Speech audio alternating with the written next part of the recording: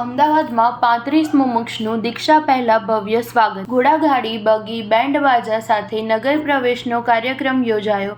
રાજસ્થાનની ઝાંખી કરાવતો ડોમ તૈયાર કર્યો. જૈન ધર્મમાં ભગવાનથી નજીક પહોંચવા અને ધર્મ અધ્યાત્મનો ફેલાવો કરવા માટે જૈન ધર્મના લોકો દીક્ષાનો માર્ગ અપનાવે છે, જેમાં સંસારનો ત્યાગ કરીને સંયમ અને ભક્તિ માર્ગ અપનાવતા હોય છે.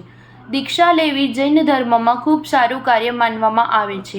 ત્યારે અમદાવાદ શહેરમાં એક સાથે 35 મુમુક્ષુઓએ દીક્ષા ગ્રહણ કરવા જઈ રહ્યા છે. તે પૂર્વ સતત 5 દિવસ સુધી એટલે કે 18 એપ્રિલથી 22 એપ્રિલ સુધી અમદાવાદ શહેરમાં ભવ્ય કાર્યક્રમો યોજાવાના છે. શહેરમાં સાબરમતી નદી પાસે રિવરફ્રન્ટ ખાતે રાજસ્થાનની ઝાંખી કરાવતા મહિલા સ્ટ્રક્ચર ઊભું કરીને ડોમ તૈયાર કરવામાં આવ્યો છે. અહીં દીક્ષા કાર્યક્રમનું આયોજન કરવામાં આવ્યું છે.